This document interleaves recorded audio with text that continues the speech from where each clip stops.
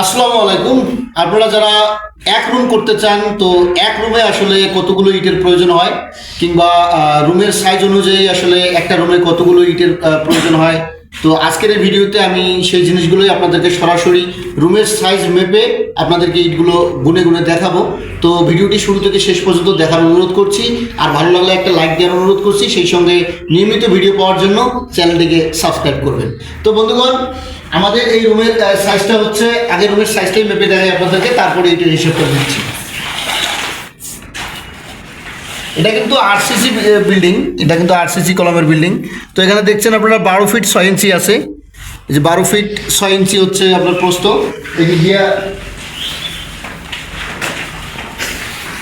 ওই বলে, আর এদিক দিয়ে হচ্ছে কিন্তু 13 ফিট। এই যে এদিক দিয়ে কিন্তু হচ্ছে 13 ফিট। তো 13 ফিট আর হচ্ছে 12 ফিট 6 ইঞ্চি। আর এই রুমের মধ্যে আপনার জানালা আছে একটা 4 ফিট বাই 4 ফিট, আর এই পাশেও কিন্তু আছে জানালা একটা 4 ফিট বাই 4 ফিট, অর্থাৎ 13 ফিট বাই 12.5 ফিট, মোটামুটি স্কোয়ার বলা চলে, 6 ইঞ্চি কম বেশি। তো এই রুমটার মধ্যে দুইটা জানালা আর হচ্ছে একটা দরজা।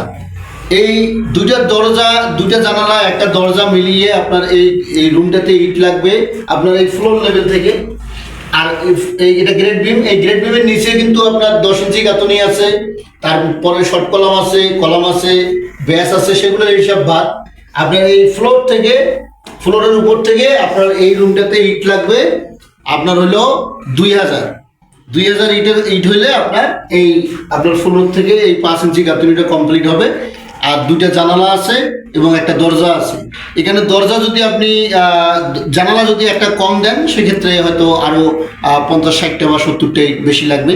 তো মোটামুটি ধরে নেন যে 2000 ইট হইলে আপনার এরকম একটা room 12 feet by 12.5 feet by 13 feet অথবা 13 ফিট বাই 13 ফিট এটা আপনি করতে পারেন।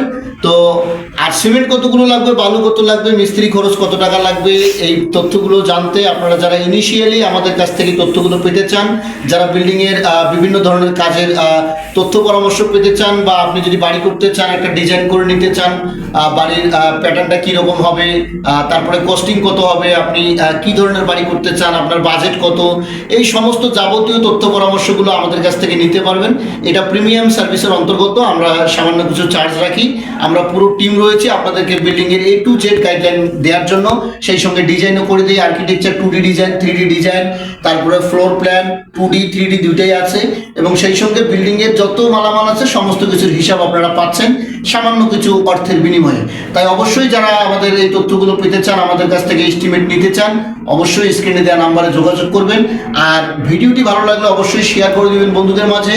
আর নিয়মিত ভিডিও পাওয়ার জন্য অবশ্যই চ্যানেলটি সাবস্ক্রাইব করবেন। আর আপনার কি মতামত অবশ্যই কমেন্ট করে জানাতে ভুলবেন না। তো আজকের মতো বিদায় নিচ্ছি, ভালো থাকবেন, ধন্যবাদ, আসসালামু আলাইকুম।